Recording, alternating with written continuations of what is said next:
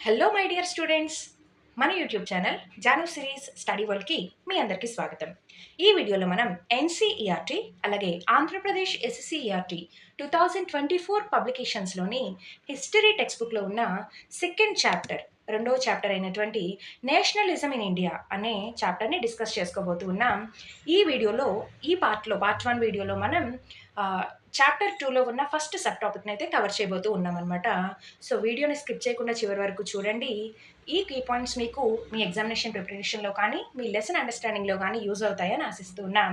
So without delay will move in to the chapter 2 of 10th class history, nationalism in India.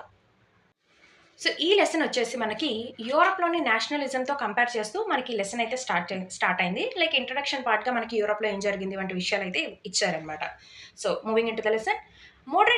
As you have seen, modern nationalism in Europe came to be associated with the formation of nation states. So మనం 9th class European history కానీ లేదంటే 10th క్లాస్లోని first chapter ఏదైతే ఉందో ఇవి చూసినప్పుడు యూరోప్లో జరిగిన Nationalist moments అంటే ఫ్రీడమ్ మూమెంట్స్, ఇండిపెండెంట్ మూమెంట్స్, ఇలాంటి మూమెంట్స్ అన్ని చూసినప్పుడు మనకేం అర్థమైంది అంటే ఈ నేషనలిజం మూమెంట్స్ అన్నీ కూడా ఒక దగ్గరికి చేరాయి. ఎలా చేరాయి అంటే like they are involved in the inauguration or separation of countries. అంటే లైక్ ఇక్కడ స్టేట్ అంటే మీనింగ్ ఏంటి అంటే కంట్రీ అనే మీనింగ్. అంటే జనరల్గా స్టేట్ని తెలుగులో రాజ్యం అంటాం. ఒక రాజు పాలించేది, ఒక రాజు పరిపాలించే ప్లేస్ని రాజ్యం అంటాం. ఇక్కడ స్టేట్ అనే దానికి రాజ్యం అనే మీనింగ్. అదే ఇంగ్లీష్కి వచ్చేసరికి సినోనిమ్స్గా మనం కంట్రీ, కింగ్డమ్, డొమినియన్, రెయిన్ ఇలా రకరకాలుగా చెప్తూ ఉంటాం అనమాట. సో ఇంకా విషయంలోకి వెళ్ళిపోతే యూరోప్లో జరిగిన ఈ nationalism related incidents or movements ఏవైతే ఉన్నాయో ఇవన్నీ ఏంటి అంటే ఫైనల్గా ఒక కొత్త కంట్రీ లేదా కొన్ని కొత్త కంట్రీస్ యొక్క ఫార్మేషన్‌కి, కొన్ని కొత్త డొమినియన్స్ యొక్క ఫార్మేషన్‌తో అయితే రిలేట్ అయ్యి ఉన్నాయి. సో ఫైనల్‌గా ఈ నేషనలిజం మూవ్‌మెంట్స్ అన్నీ గూడా మోడర్న్ నేషనలిజం మూవ్‌మెంట్స్ అన్నీ కూడా కొన్ని కొత్త కంట్రీస్ ఫార్మేషన్‌కి దోహదపడ్డాయన్నమాట, హెల్ప్ అయ్యాయి. It also made a change in people's understanding of who they are and what defined their identity and sense of belonging. అలాగే ఈ నేషనలిస్ట్ మూవ్‌మెంట్స్ ఇంకా ప్రజలలో కూడా, పీపుల్‌లో కూడా చాలా చేంజెస్ తీసుకొచ్చాయి. వాళ్ళ అండర్‌స్టాండింగ్ పీపుల్ జనాలున్నారు. ఒక కంట్రీలో ఉన్న జనాలకి సో, అసలు వారెవరు? మేము ఏ కంట్రీకి చెందిన వాళ్ళం? మా రేస్ ఏంటి? మా రిలీజియన్ ఏంటి? మా స్థాయి, మా స్థానం ఏంటి? మేము సొసైటీలో వాట్ ఆర్ వి అనే విషయం అక్కడ నేషనలిజం మూవ్‌మెంట్స్ వల్ల యూరోప్‌లో ఉన్న జనాలకు అర్థమైందంట. అలాగే వాళ్ళెక్కడి వారు? ఎక్కడి నుంచి వచ్చారు? వాళ్ళ పూర్వీకులు ఎక్కడి నుంచి వారు? వారి నేటివ్ ప్లేసెస్ ఏంటి? అలాగే ఆహ్, వాళ్ళకి ఏది గుర్తింపు తెచ్చింది? ఏది గుర్తింపు తేవడం అంటే what defined their identities. For example ఇప్పుడు మనం someone ask us all of a sudden we say మేము తెలుగు వాళ్ళం, లేకపోతే మేము తెలంగాణ వాళ్ళం, లేదంటే మేము ఆంధ్ర వాళ్ళం. ఇట్లా చెప్తూ ఉంటాం కదా! మనకంటూ ఒక ఐడెంటిటీ లైక్ మనం చదివే స్కూలే మన ఐడెంటిటీ, మనం జాబ్ చేసే ప్లేస్ మన ఐడెంటిటీ, మనం లివింగ్ ఏరియా, మనం నివసించే ప్రాంతం మన ఐడెంటిటీ. ఇలా రకరకాల విషయాలన్నీ ఈ యూరోపియన్ నేషనలిజం వల్ల అక్కడున్న ప్రజలకైతే అర్థమైందనమాట. There is an understanding in ప్రజల్లో ఒక అండర్‌స్టాండింగ్ అయితే వచ్చింది. ఏంటంటే మేమెవరు? మా పూర్వీకులు ఎక్కడి నుంచి వచ్చారు? మా రేస్ ఏంటి? సొసైటీలో మా స్టేటస్ ఏంటి? లేదు అంటే మా మా లైఫ్ స్టైల్ ఏంటి? మా ఐడెంటిటీ ఏంటి? ఇట్లా యూరోప్‌లో జరిగిన ఆ నేషనలిస్ట్ మూవ్‌మెంట్స్ వల్ల ప్రజలలో కొన్ని కొత్త విషయాలైతే ప్రజలకు కొన్ని కొత్త విషయాల పట్లయితే అవగాహన అనేది కలిగింది. అండర్‌స్టాండింగ్ అనేది వచ్చింది. New symbols and icons, new songs and ideas forged new links and redefined the boundaries of communities. So ఈ నేషనలిజం మూవ్‌మెంట్స్ ఏవైతే ఉన్నాయో ఈ ప్రక్రియలో భాగంగా కొత్త ఎంబ్లమ్స్ లైక్ మనకి ఇండియాకి గాన నేషనల్ ఎంబ్లమ్ ఉన్నట్లు అలా కొత్త ఎంబ్లమ్స్ కానీ, కొత్త సాంగ్స్ కానీ, వారి నేషనలిజం మూమెంట్ లేదా వాళ్ళు చేస్తున్న మూమెంట్ యొక్క ఇంపార్టెన్స్‌ని తెలియజేస్తూ వాళ్ళు క్రియేట్ చేసిన సాంగ్స్, వాళ్ళ ఐడియాస్, అలాగే సొసైటీలో ఉన్న వేరొక కమ్యూనిటీస్‌తో, వేరొక రేస్ పీపుల్‌తో లేదా రిలీజియన్ పీపుల్‌తో వాళ్ళు కోరిలేషన్స్ ఏర్పరచుకోవడం, ఇలాంటి వాటన్నిటి ద్వారా అంటే అంతకుముందు వరకు ఉన్న డిఫరెన్సెస్ చాలా వరకు ఇక్కడ తొలగిపోయాయని. అంతకుముందు రాజు, పేద ఇలాంటి డిఫరెన్సెస్ అన్నీ తొలగిపోయాయి. ఇప్పుడు కంట్రీస్‌లో ఆల్మోస్ట్ అందరూ ఈక్వల్‌గానే ఉన్నారు. వాళ్ళందరికీ ఈక్వాలిటీ అయితే వచ్చింది. ఆ మధ్యలో ఉన్న బౌండరీస్‌ని ఇది రీఎస్టాబ్లిష్ చేసింది. సో, రాజు అంటే రాజుకి, పేదవాడికి మధ్యలో ఎక్కడో ఒక బౌండరీ ఉంటుంది. రాజుని టచ్ చేయకూడదు, రాజు దగ్గరికెళ్ళకూడదు, రాజుకి ఎదురు చెప్పకూడదు. ఇట్లాంటివేవో కొన్ని ఆంక్షలు పెడుతూ ఉంటారు. Like they are called social boundaries లాంటివన్నీ సో ఈ నేషనలిజం, యూరోప్లో జరిగిన ఈ నేషనలిజం వల్ల వాటన్నిటికీ ఒక కొత్త డెఫినేషన్ వచ్చింది. లైక్ మేబీ సోషలిజం వల్ల కావచ్చు, లేదు అంటే కాన్స్టిట్యూషనల్ పరంగా డెమోక్రసీ వల్ల కావచ్చు. డెమోక్రసీ అన్నప్పుడు అందరూ ఈక్వలే అన్నట్లు అలా అలా కొన్ని కొన్ని కొత్త కొత్త నిర్వచనాలు, కొత్త కొత్త డెఫినిషన్స్ అయితే జనాలకైతే తెలిసాయి. People they came to understand some new definitions related to nationalism. Then in most countries the making of this new national identity was a long process. చాలా కంట్రీస్లో ఇది చాలా లాంగ్ ప్రాసెస్ అనమాట. వారు చాలా పోరాడి, చాలా చాలా కష్టపడి, కొన్ని సంవత్సరాల పాటు, కొన్ని వందల సంవత్సరాల పాటు వారు త్యాగాలు చేసి, యుద్ధాలు చేసి, వాళ్ళ లైఫ్ స్టైల్ మార్చుకోవడానికి, అందరితో పాటు సమానత్వం పొందడానికి, ఇండిపెండెన్స్ పొందడానికి వారు చాలా కష్టపడ్డారనమాట. చాలా కష్టపడి ఒక కంట్రీ ఒక ఐడెంటిటీ తెచ్చుకుంది, ఒక ఇండిపెండెన్స్ తెచ్చుకుంది అంటే, సో ఇండిపెండెన్స్ తెచ్చుకుని అదొక కంట్రీగా ఒక మంచి ఐడెంటిటీ తెచ్చుకుంది. కానీ అదేమి ఈజీగా అయిపోయిన ప్రాసెస్ కాదు. It took a long time. చాలా లాంగ్ ప్రాసెస్ అనమాట. Then how did this consciousness emerge in India? ఈ కాన్షియస్నెస్, ఈ ఫీలింగ్, మనకొక కంట్రీ, మన కంట్రీ మనకు ఉండాలి, మన నేషనలిజం మనకు ఉండాలి, మన కంట్రీ కోసం మనం ఫైట్ చేయాలి, మనం ఇలా కొలోనియల్ రూల్లో ఉండకూడదు, మనం ఇలా బ్రిటిష్ వాళ్ళ రూల్లో మనం ఇలా స్లేవ్స్ లాగా బతకకూడదు అనే కాన్షియస్నెస్, అవగాహన, ఆలోచన ఇండియాలో ఎప్పుడు వచ్చింది అనేది చూద్దాం. So moving to the next paragraph. In India, and as in many other colonies, the growth of modern nationalism is intimately connected to the anti-colonial movement. So, many colonial countries, చాలా colonial countries లాగానే, అంటే British రూల్లో ఉన్న ఇతర countries, Africa లాంటి countries లాగానే ఇండియాలో కూడా modern nationalism, మా ఇండియా, ఇది మాది, ఇది మా లైఫ్ స్టైల్, ఇట్లా నేషనలిస్ట్ మూమెంట్స్ అయితే మాది మాకే. సో మా ఇండియాలో మేమే సుప్రీంగా ఉండాలి, ఎవరో బయట కంట్రీ వాళ్ళు వచ్చి మమ్మల్ని రూల్ చేయకూడదు అంటే ఇలాంటి థాట్స్ అన్ని జనాల్లో ఎలా పెరిగాయి అంటే they are connected to the anti colonial movements. So British వాళ్ళు ఎప్పుడో they use to oppress us in some way, ఏదో ఒక అప్రెసివ్గా మనల్ని అణిచివేయడానికి, వాళ్ళు ఒక బలవంతంగా ఒక రూల్ ఏదో తీసుకొచ్చి దానిని మన మీద ఇంపోజ్ చేయడానికి చూసినప్పుడు మన వాళ్ళు దానికి రియాక్ట్ అయ్యేవారు. ఇలా రియాక్ట్ అయిన సందర్భంలో ప్రతిసారి అసలు వీళ్ళెవరు మనల్ని ఇలా చేయడానికి, మన మీద రూల్స్ అని పెట్టడానికి, అదే మన కంట్రీలో మనమే సుప్రీంగా ఉండాలి కదా, బయట దేశం వాళ్ళు వచ్చి మనల్ని ఇలా రూల్ చేయడం ఏంటి, ఇలా ఆలోచన వచ్చినప్పుడు నేషనలిజం పట్ల వీళ్ళలో ఒక మోటివేషన్ అనేది వచ్చేది. అలా వాళ్ళలో నేషనలిజం, సో జాతీయవాదం స్ఫూర్తి అనేది పెరిగిందనమాట. ఇది మా కంట్రీ అనే ఒక థాట్ అయితే జనాల్లో రైజ్ అయింది. Like in many other colonies, colony అంటే జనరల్గా ఏదైతే యూజువల్గా బ్రిటిష్ వాళ్ళ రూల్లో ఉన్న ఒక కంట్రీని కాలనీ అని పిలుస్తాం. బ్రిటిష్ వాళ్ళ రూల్ని కొలోనియల్ రూల్ అంటూ ఉంటాం అనమాట. Like that. సో చాలా anti colonial movements, so British వాళ్ళకి వ్యతిరేకంగా చేసిన కొన్ని ఉద్యమాల ఫలితంగా మనకి వాళ్ళు చేపట్టిన కొన్ని చర్యలు, వాటికి అగైనెస్ట్గా మనం చేపట్టిన కొన్ని చర్యల ఫలితంగా మనలో నేషనలిజం అనే థాట్ అనేది పెరిగిందనమాట. Then continuation. People began discovering their unity in the process of their struggle with colonialism. People began discovering their unity అంటే ఐక్యత, లైక్ అందరం కలిసి ఉండాలనే సమైక్యత అంటూ ఉంటాం కదా, సమైక్యంగా ఉండాలి, కలిసికట్టుగా ఉండాలి.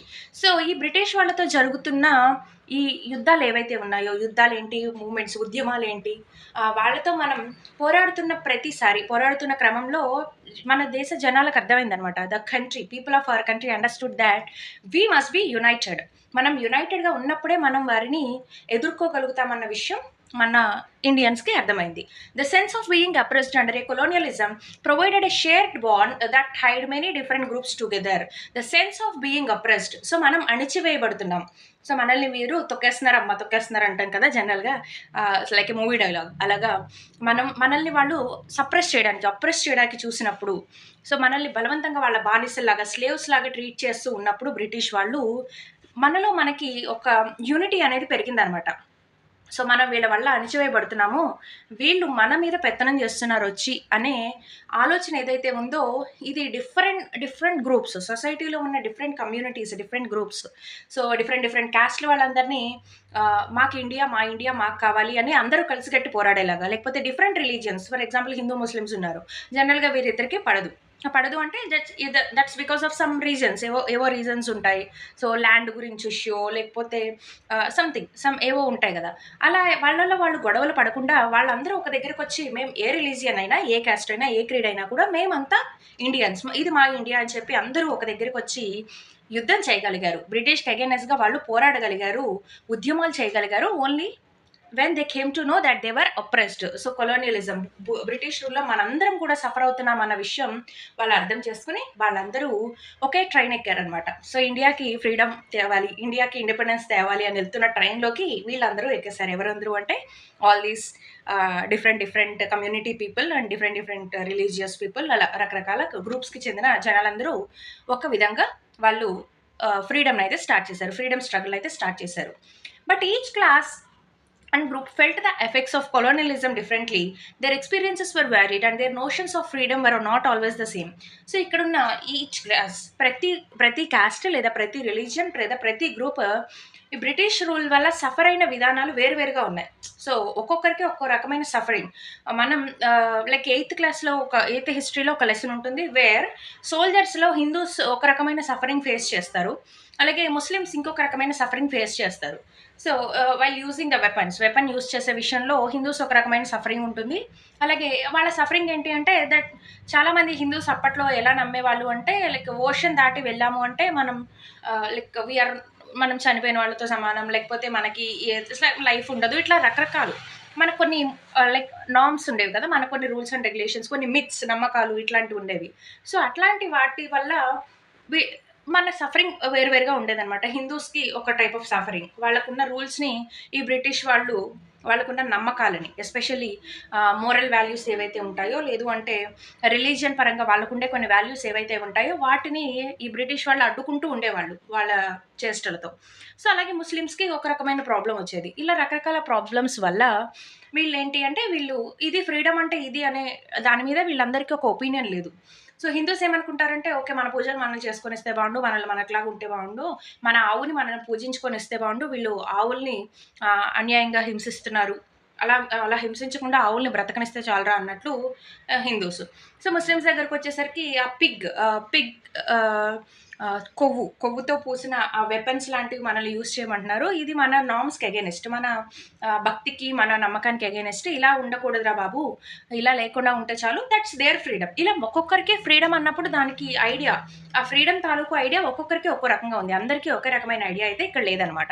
The Congress under Mahatma Gandhi tried to forge these groups together within one movement, but the unity did not emerge without conflict. So Congress party అయితే ఎవరి లీడర్షిప్లో, మహాత్మా గాంధీ లీడర్షిప్లో కాంగ్రెస్ పార్టీ ఏం చేసిందంటే ఈ groups, different groups, so religious పరంగా గ్రూప్స్ అయినా కానీ, కమ్యూనిటీ పరంగా గ్రూప్స్ అయినా కానీ, ఇలా డిఫరెంట్గా గ్రూప్స్ అన్నిటిని కలిపి అందరం కలిసి ఉద్యమం చేయాలి. సో నేను ఇలా చేయను అని చెప్పి నువ్వు ఒక్కడవే నీది చెప్పినా, నాకు ఇలా వద్దు, నేను బ్రిటిష్ వాళ్ళకి అగేనెస్ట్ అని నేను చేసినా దానివల్ల యూజ్ ఉండదు, మనందరం కలిసి బ్రిటిష్కి అగేనెస్ట్గా ఫైట్ చేద్దాం అనేసి మహాత్మా గాంధీ లీడర్షిప్లోని కాంగ్రెస్ ఏం చేసిందంటే ఇండియాలోని పీపుల్కి ఒక అనౌన్స్మెంట్, ఒక భరోసా లాగా ఒక విషయాన్ని అయితే చెప్పిందనమాట. But it doesn't happen without the conflicts. అయితే it did not happen without conflicts. అయితే గొడవలు లేకుండా ఈ విషయం అయితే జరగలేదు. సో ముందైతే కొన్ని విషయాల్లో ఏకాభిప్రాయం రాక, సో అందరికీ ఒకే విషయం నచ్చక వాళ్ళకి చిన్న ఇష్యూస్ అయితే వచ్చాయి, కానీ ఫైనల్గా అయితే వీళ్ళందరూ కలిసికట్టుగా ఫ్రీడమ్ స్ట్రగుల్లో పాల్గొన్నారు అనేది ఈ paragraph. Let's go to the next paragraph. Paragraph 3. It's about the lesson. In an earlier textbook, you have read about the growth of nationalism in India up to the first decade of the 20th century. So, in an earlier textbook, ఇంతకు ముందు మీరు 8th or 7th class ఇలా text books చదివినప్పుడు you have read about the growth of nationalism. Nationalism అనేది ఇండియాలో ఎలా develop అవుతూ వచ్చింది. లైక్ 8th క్లాస్లో మనం చూసినట్లయితే సో అసలు ఈస్ట్ ఇండియా కంపెనీ ఇండియాలోకి ఎలా వచ్చింది, వాళ్ళు వచ్చిన తర్వాత స్లోగా వాళ్ళు ఇండియాని ఎలా ఆక్రమించుకోవడం స్టార్ట్ చేశారు, ఎలా ఇండియన్ పీపుల్ని ఇబ్బందులకు గురి చేయడం స్టార్ట్ చేశారు, స్లోగా ఎలా మన వాళ్ళు తిరగబడడం స్టార్ట్ చేశారు, మన రాజులు ఎలా ఫైట్ చేశారు, ఇలా మనం అంతా చాలా వరకు కొంచెం 8th క్లాస్లో చూస్తాం. అదంతా ఎక్కడి వరకు వస్తుందంటే మనకి it is all about the first decade of 20th century. 20th centuryలో ఫస్ట్ డికేడ్ అంటే ఆల్మోస్ట్ 1910 వరకు ఏం జరిగింది అనేది అక్కడ ఉంటుంది అనమాట. In this chapter we will pick up a story from the 1920s and study the non cooperation and the civil disobedience movements. So ఈ చాప్టర్లో మనం 1920sలో జరిగిన కథలు, 1920sలో ఎలాంటి స్ట్రగల్స్ జరిగాయి, ఎస్పెషల్గా non cooperation and civil disobedience movements గురించి అయితే చదవబోతూ ఉన్నాం. Okay, non cooperation and civil disobedience movements. Non cooperation అంటే ఏంటి అంటే సహాయ నిరాకరణ, మేము కోఆపరేట్ చెయ్యం అని అంటాం. తర్వాత సివిల్ డిజోబీడియన్స్ అంటే so we are not ready to follow the rules follow చేయడానికి మేము సిద్ధంగా లేము అన్నట్లు కొన్ని ఉద్యమాలు, కొన్ని మూమెంట్స్, కొన్ని ఫ్రీడమ్ స్ట్రగుల్స్ అయితే 1920లో జరిగాయి. ఈ 1920 నాటి ఫ్రీడమ్ స్ట్రగుల్స్ అయితే మనం ఈ చాప్టర్లో చూడబోతున్నామని ఈ పారాగ్రాఫ్లో ఉందన్నమాట. Then in this we will explore how the Congress sought to develop the national movement. So Congress ఎలా నేషనల్ మూమెంట్ని డెవలప్ చేయడానికి జనాల్లో, ఇండియన్స్లో ధైర్యాన్ని తీసుకొచ్చి ఇండియన్ ఫ్రీడమ్ స్ట్రగుల్లో పాల్గొనేలాగా చేయడానికి కాంగ్రెస్ గవర్నమెంట్ ఎలాంటి చర్యలు చేపట్టిందో చూడబోతూ ఉన్నాం. And how different social groups participated in the movement. అలాగే different social groups, different social groups అంటే రిలీజియస్ పరంగా కానీ, కాస్ట్ పరంగా కానీ, క్రీడ్ పరంగా కానీ వీళ్ళందరూ ఈ ఫ్రీడమ్ మూమెంట్స్లోకి ఎలా వచ్చారు, how did they enter in this, how did they participate in this అనేది కూడా ఈ లెసన్లో చూస్తాం. And how nationalism capture the imagination of people. So ఈ నేషనలిజం, ఈ Indian freedom movement or freedom struggle ఏదైతే ఉందో ఇది how did people respond to it, how did it occupied the like or how did it gather the imagination of people. అసలు జనాలకి nationalism అంటే ఏంటి అనేది ఎంతవరకు అర్థమైంది, ఫ్రీడమ్ అంటే ఏంటి అనేది ఎంతవరకు అర్థమైంది, వాళ్ళు ఎలా రియాక్ట్ అయ్యారు వంటి విషయాలు కూడా ఈ చాప్టర్లో అయితే చూడబోతూ ఉన్నాం. Without delay will move to the first part of the chapter, nothing but the first world war, Khilafat and non cooperation. ఈ ఫస్ట్ పార్ట్లోకి వెళ్ళిపోదాం. Part 1, the first world war, Khilafat and non cooperation. So ఈ పార్ట్లో ఏముందో చూద్దాం. In the years after 1919 we see the national movement spreading to new areas, incorporating new social groups and developing new modes of struggle. How do we understand these developments? What implications did they have? So 1919 తర్వాత ఇండియాలో 1919 తర్వాత national movement ఏదైతే ఉందో ఈ freedom struggle కొత్త ఏరియాస్కి spread అయిందనమాట. So అంటే like it was not confined to north ఇండియాకి మాత్రమే కన్ఫైన్ అవ్వకుండా, లేకపోతే నార్త్ ఇండియాలో ఒక పర్టికులర్ ఏరియాస్కి కన్ఫైన్ అవ్వడం కాకుండా, సో మొత్తం ఆల్మోస్ట్ ఇండియా అంతా కొత్త ఏరియాస్కి స్ప్రెడ్ అవుతుంది. ఇందులో కొత్త సోషల్ గ్రూప్స్ అన్ని యాడ్ అవుతూ ఉన్నాయి. ఇన్కార్పొరేట్ అవ్వడం అంటే ఇన్వాల్వ్ అవ్వడం. సో ఇన్వాల్వ్ అవుతూ ఉన్నాయి. సో కొత్త ఏరియాస్కి ఫ్రీడమ్ స్ట్రగుల్ స్ప్రెడ్ అయింది. ఫ్రీడమ్ స్ట్రగుల్కి సంబంధించిన న్యూస్ స్ప్రెడ్ అయింది. తర్వాత కొత్త గ్రూప్స్ అని, రిలీజియస్ బేస్ కానీ, క్యాస్ట్ బేస్ కానీ కొత్త గ్రూప్స్ అయితే వచ్చి ఈ ఫ్రీడమ్ స్ట్రగుల్లో జాయిన్ అవుతూ ఉన్నాయి. And they are using new techniques and new methods. So ఎప్పుడు వెళ్ళి వాళ్ళ మీద గొడవపడి వాళ్ళు కొట్లాడి తిట్టుకుని రావడం కాకుండా కొత్త పద్ధతులు. సో మనం ఇలా మనం ఫ్రీడమ్ స్ట్రగుల్ని స్టార్ట్ చేద్దాం, మనం ఈ పద్ధతి పాటిద్దాం, నాన్ వైలెన్స్లో వెళ్దాం, లేకపోతే సత్యాగ్రహ మోడ్ వెళ్దాం, ఇలా కొత్త developed methods. They have developed new methods in the freedom struggle. And also it had spread to new areas కూడా ఇది స్ప్రెడ్ అవ్వడం మనం చూసామన్నమాట. సో ఇవన్నీ ఎలా జరిగాయి, వీటి వల్ల వాట్ ఆర్ ది ఇంప్లికేషన్స్ అంటే రిజల్ట్స్. ఈ కొత్త టెక్నిక్స్ లేదా పద్ధతుల వల్ల ఎలాంటి ఇంప్లికేషన్స్ వచ్చాయి, ఎలాంటి రిజల్ట్స్ వచ్చాయి అనేది కూడా చూడబోతూ ఉన్నామన్నమాట in this part. First of all the war created a new economic and political situation. అసలు ముందుగా ఇక్కడ ఏ వార్ అంటే ఇక్కడ వాళ్ళు మాట్లాడుతున్న వార్ దేని గురించి అంటే ఫస్ట్ వరల్డ్ వార్ గురించి అయితే మాట్లాడుతూ ఉన్నారనమాట. It has created a new economic and political situation. మన కంట్రీలో ఫస్ట్ వరల్డ్ వార్ వల్ల ఎకనామిక్ అంటే ఫినాన్షియల్గా, అలాగే పొలిటికల్గా, రాజకీయ పరంగా కొత్త సిచ్యువేషన్స్ని అయితే ఇండియా చూసిందనమాట. It led to huge increase in defence expenditure which was financed by war loans and increasing taxes, custom duties were raised and income tax introduced. So ఈ ఫస్ట్ వరల్డ్ వార్ వల్ల ఇండియాలో బాగా డిఫెన్స్ ఎక్స్పెండిచర్ బాగా ఎక్కువైపోయింది. So ఎందుకంటే British రూల్లో ఉన్న మనం ఇండైరెక్ట్గా నాట్ డైరెక్ట్లీ, ఇండైరెక్ట్లీ మనం ఫస్ట్ వరల్డ్ వార్లో పార్టిసిపేట్ చేయాల్సి వచ్చింది. దానికోసం మన ఎక్స్పెండిచర్లో ఇండియాలో ఉన్న చాలా అమౌంట్ వార్ కోసం, ఫస్ట్ వరల్డ్ వార్లో వస్తువులు కొనడం కోసం, సోల్జర్స్ని మెయింటైన్ చేయడం కోసం, ఇలా ఇండియాకి సంబంధించిన చాలా అమౌంట్ అంతా ఈ వార్ ఎక్స్పెండిచర్ పరంగా వెళ్ళిపోయిందనమాట.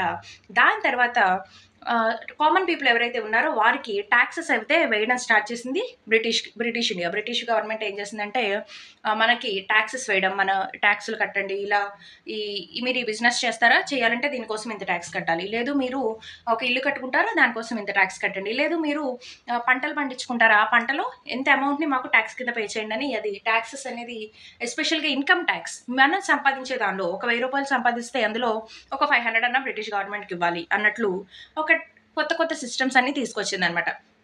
Through the war years prices increased, doubling between 1913 and 1918. So ఈ వార్ జరుగుతున్నంతసేపు యూజువల్గా మనం ఏం చెప్తామంటే ఫస్ట్ వరల్డ్ వార్ అయితే 1914లో స్టార్ట్ అయ్యి 1918 వరకు జరిగిందని చెప్పుకుంటూ ఉంటాం. సో ఈ వార్ జరుగుతున్నన్ని రోజులు, వరల్డ్ వార్ అయితే జరుగుతున్నన్ని రోజులు కూడా ఇండియాలో బాగా ప్రైజెస్ అనేవి చాలా ఎక్కువైపోయాయి. ఎందుకంటే వార్ రిలేటెడ్‌గా ఇప్పుడు షిప్స్ ఉన్నాయి. షిప్స్ తయారు చేయాలి. లేకపోతే వార్‌కి కావాల్సిన కొన్ని వస్తువులు వెపన్స్ తయారు చేయాలి. ఈ వెపన్స్ కోసం ఇండియాలో కొన్ని ఫ్యాక్టరీస్ ఇలాంటివి యూజ్ చేయడం. సో, దానివల్ల ఇండియాలో ఉన్న వస్తువులైతే చాలా విపరీతంగా రేట్లయితే పెరిగిపోయాయన్నమాట. ఎందుకంటే మనం యూజ్ చేసుకునే దానిలో చాలా వంతు యుద్ధం పేరుతో బయటికెళ్ళిపోతుంది. ఇండియాలోంచి బయటికెళ్ళిపోతూ ఉంది కాబట్టి. Leading to extreme hardship for the common people. Hardships అంటే స్ట్రగుల్స్ అనమాట. సో, ఇలా రేట్లన్నీ పెరిగిపోవడం వల్ల కామన్ పీపుల్ ఎవరైతే ఉన్నారో వాళ్ళు చాలా స్ట్రగుల్స్‌నైతే ఫేస్ చేశారు. Villages were called upon to supply soldiers. Villages were called upon to supply soldiers. విలేజెస్‌కి పిలుపునిచ్చారనమాట. మీరు గ్రామాల్లో ఉన్న మీ జెంట్స్ ఎవరైతే ఉన్నారో, మేల్ పీపుల్ ఎవరైతే ఉన్నారో మీరందరూ వరల్డ్ వార్ 1లో పార్టిసిపేట్ చేయడానికి సోల్జర్స్‌గా రావాలి. మీరందరూ బయటికి రండి. సోల్జర్స్‌గా మీరు యుద్ధంలో పార్టిసిపేట్ చేయాలి అని చెప్పి ఈ విలేజెస్‌లో ఉన్న నార్మల్ ఫార్మర్స్, నార్మల్ పీసెంట్స్ ఎవరైతే ఉన్నారో వాళ్ళని తీసుకెళ్ళి సోల్జర్స్‌గా తయారు చేయడానికి బ్రిటిష్ ఇండియా సిద్ధపడిందనమాట. The forced recruitment in rural areas caused widespread anger. ఫోర్సింగ్‌గా అంటే ఇప్పుడు మనం ఎవరైనా ఒక సోల్జర్ అవ్వాలి అనుకుంటే మన ఇంట్రెస్ట్ ప్రకారం మనంతట మనం వెళ్లి అక్కడ okay I want be a soldier అంటే దట్స్ ఓకే ఫైన్. కానీ ఇక్కడ బ్రిటిష్ వాళ్ళు ఏం చేశారు? అక్కడ ఉన్న నార్మల్ ఫార్మర్స్‌ని లేకపోతే వేరే వ్యాపారాలు చేసుకునే వాళ్ళని, వేరే లైవ్లీహుడ్‌ని ఎర్న్ చేసుకునే వాళ్ళని అందరినీ ఫోర్సిబుల్‌గా బలవంతంగా తీసుకెళ్ళి వాళ్ళని సోల్జర్స్‌గా చేసేసి వరల్డ్ వార్ 1కి అయితే పంపిస్తారనమాట. దీంతో రూరల్ ఏరియాస్‌లో, విలేజెస్‌లో చాలా కోపం అక్కడున్న పీపుల్ అందరికీ కోపం పెరిగిపోయింది. మాకు పర్మిషన్ లేకుండా బలవంతంగా మీరు మమ్మల్ని సోల్జర్స్ చేస్తున్నారు. మా లైవ్లీహుడ్ మీద దీని ఇంపాక్ట్ ఉంటుంది అని వాళ్ళలో చాలా కోపం పెరిగిపోయింది. ఆ local people, rural people, village people ఎవరైతే ఉన్నారో వారికి. Then in 1918 and 1919 and in 1920-21 అంటే 2 ఫినాన్షియల్ ఇయర్స్ ఉంటాయి కదా! ఫినాన్షియల్ ఇయర్ అని చెప్తూ ఉంటాం. సో, ఆర్థిక సంవత్సరం. ఈ ఆర్థిక సంవత్సరాల్లో 1918 గాని, 1920-21 కానీ ఇక్కడ చాలా పార్ట్స్ ఆఫ్ ఇండియాలో crops failed in many parts of India. ఇండియాలో ఉన్న చాలా చోట్ల పంటలనేవి సరిగ్గా పండలేదు. ఎందుకంటే పొలాల్ని మంచిగా చూసుకోవాల్సిన ఫార్మర్స్ సోల్జర్స్‌గా మారి యుద్ధాలకెళ్ళిపోయారు. సో, దానివల్ల పంటలు సరిగ్గా పండలేదు. అలాగే విపరీతమైన రేట్లు బాగా ప్రైసెస్ పెరిగిపోవడం వల్ల మీరు సరైన ఆ పంటకేయాల్సిన ఎరువు కానీ, లేకపోతే ఇంకా ఏదన్నా పంటకు తీసుకోవాల్సిన ప్రికాషన్స్ ఇలాంటివి పెట్టుబడి పెట్టలేకపోవడం. లేదు అంటే రైతులంతా సోల్జర్స్ లాగా రైతుల్లో చాలామంది, వర్కర్స్‌లో చాలామంది సోల్జర్స్ లాగా వెళ్ళిపోవడం వల్ల ఇండియాలో చాలా చోట్ల పంటలు సరిగ్గా పండలేదు. 1918-19 అలాగే 2021 సంవత్సరాల్లో. This resulted in the acute shortages of food. Severe food shortage వచ్చిందనమాట. పంటలు పండలేదు అంటే ఆటోమేటిక్‌గా ఫుడ్ షార్టేజ్ అయితే వచ్చేస్తది కదా! సో, మనకి 1 ఇయర్‌లో మనకంటూ ఇంత పంట పండితేనే ఆ నెక్స్ట్ ఇయర్ మనం ఆ పంట మీద బ్రతకగలుగుతాం. సో, అసలే పంట లేదు అంటే ఇయర్ అంతా మనం ఎలా లైఫ్‌ని లీడ్ చేస్తాం? దానివల్ల ఫుడ్ షార్టేజ్ అనేది ఇండియాలో చాలా సివియర్‌గా ఉంది. ఆ 2 ఇయర్స్ 1920, 1918, 19 అట్లాగా. This was accompanied by an influenza epidemic. So, ఇదొకటే గాదు. అసలే ఫుడ్ షార్టేజ్‌లో ఉందిరా అంటే ఇంకొక సమస్య గూడా వచ్చి పడింది. ఏంట్రా అదంటే ఇన్‌ఫ్లుయెంజా ఎపిడమిక్. మనకి 2020లో కరోనా వచ్చినట్లు అక్కడ 1920లో గూడా ఒక ఎపిడమిక్ అనేది వచ్చిందనమాట. ఒక ప్లేగ్ లాంటి మహమ్మారి అంటూ ఉంటాం. ప్లేగ్ అనే ఒక ఎపిడమిక్, ఒక వైరస్ రిలేటెడ్ డిసీజ్ అయితే ఇండియా అంతా స్ప్రెడ్ అయింది 1920 ఎరాలో. According to the census of 1921లో తీసిన జనాభా లెక్కల ప్రకారం 12-13 million people perished as a result of famines and epidemic. Perish అంటే చనిపోవడం అనమాట. 12 నుండి 13 మిలియన్లు అంటే దాదాపు 1,30,00,000 మంది 1,30,00,000 పీపుల్ చనిపోయారనమాట as a result of famines and epidemic. అప్పుడొచ్చిన వైరస్ ఏదైతే ఉందో వైరస్ తాలూకు ఎపిడమిక్ వల్ల అలాగే ఫెమైన్స్ ఫుడ్ షార్టేజ్ వల్ల కరువు అయితే సంభవించింది. ఆ ఫుడ్ షార్టేజ్ ఇష్యూస్ వల్ల అలాగే ఈ ఎపిడమిక్ వల్ల నియర్లీ 12-13 మిలియన్ పీపుల్ అయితే చనిపోయారనమాట. Then people hoped that their hardships would end after the war was over but that did not happen.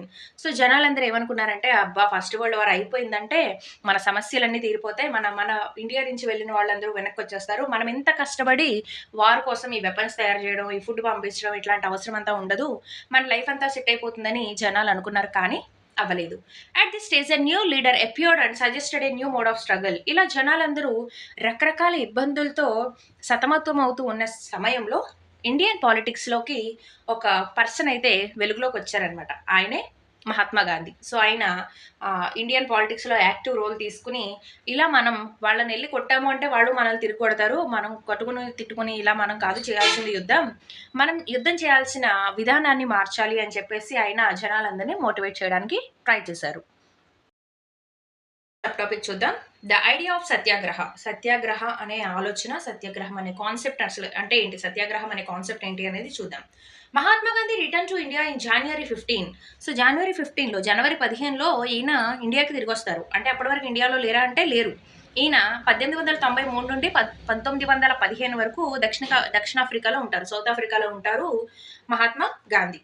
So, lesson look at them. As you know, he had come from South Africa, where he had successfully fought the racist regime with a novel method of mass agitation, which he called Satyagraha. So, మనందరికీ తెలిసినట్లుగా ఈయన south Africa నుంచి తిరిగి వస్తారు.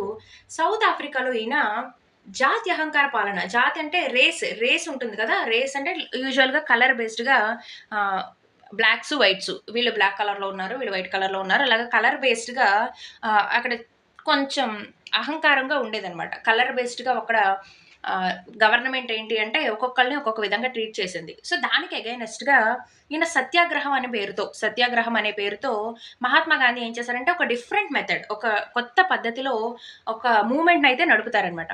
ఒక like struggle, ఒక freedom struggle లాగా అక్కడ కూడా ఒక ఉద్యమాన్ని నడుపుతారు మహాత్మా గాంధీ. సో ఆ ఉద్యమం వచ్చేసి చాలా సక్సెస్ఫుల్ అవుతుంది. ఆ ఉద్యమం పేరే సత్యాగ్రహ. ఆ ఉద్యమానికి మహాత్మా గాంధీ సత్యాగ్రహ అని పేరు పెడతారు. సౌత్ ఆఫ్రికాలో సత్యాగ్రహ ఉద్యమం చాలా సక్సెస్ఫుల్ అవుతుంది. ఆ సత్యాగ్రహ ఉద్యమం అయిపోయిన తర్వాత 1915లో మహాత్మా గాంధీ ఇండియాకి అయితే తిరిగి వస్తారనమాట. Then moving into the next point. The idea of satyagraha emphasized the power of truth and the need to search for truth. So ఈ సత్యాగ్రహం అనే ఈ టాపిక్ ఏదైతే ఉందో, ఈ కాన్సెప్ట్ ఏదైతే ఉందో, it emphasised the power of truth.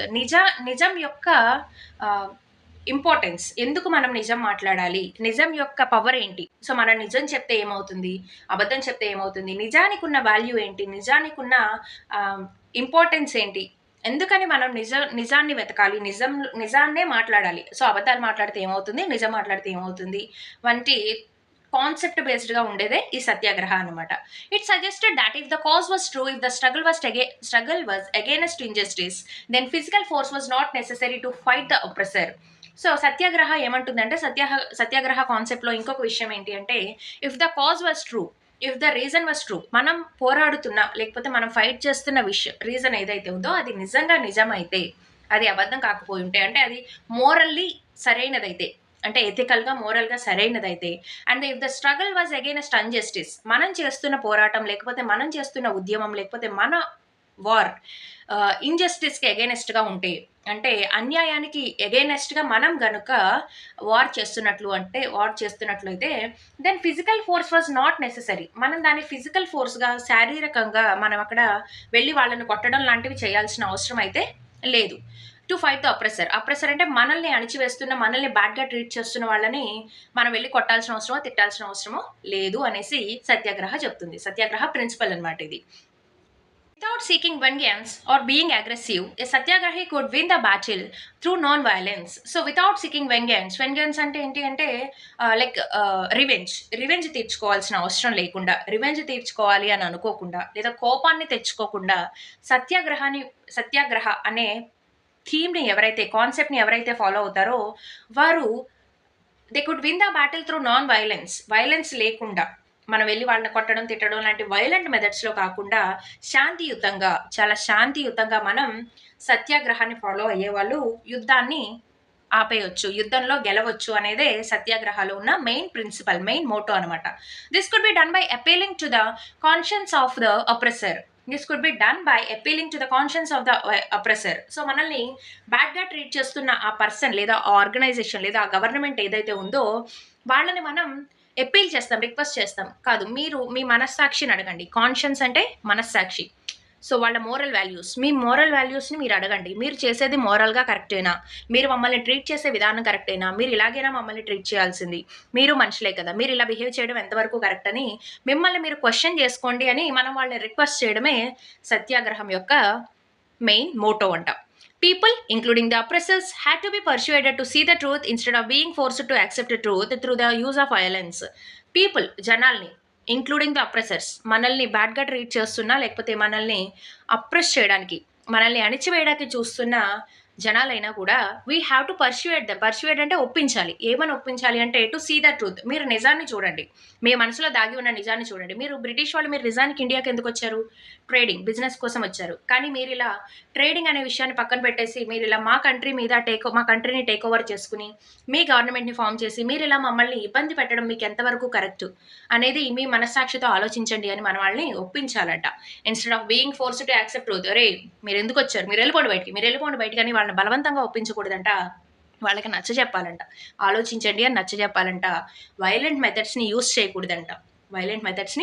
చేయకూడదు అని సత్యాగ్రహ ప్రిన్సిపల్స్లో ఉందంట. By this struggle truth was bound to ultimately triumph. So ఈ సత్యాగ్రహం అనే ఆ థాట్ ఏదైతే ఉందో, కాన్సెప్ట్ ఏదైతే ఉందో, ఈ సత్యాగ్రహ స్ట్రగుల్ ద్వారా చేసిన వార్ ఏదైతే ఉందో, నాన్ వైలెంట్గా చేసిన వార్ ఏదైతే ఉందో, it was bound to ultimately triumph. ఫైనల్గా ఇవాళ కాకపోతే రేపైనా కానీ అల్టిమేట్గా ఇదైతే విజయం అయితే సాధిస్తుంది, చాలా గొప్పగా సాధిస్తుంది అని చెప్పేసి సత్యాగ్రహ ప్రిన్సిపల్ని ఫాలో అయ్యే మహాత్మా గాంధీ గారు భావించారంట.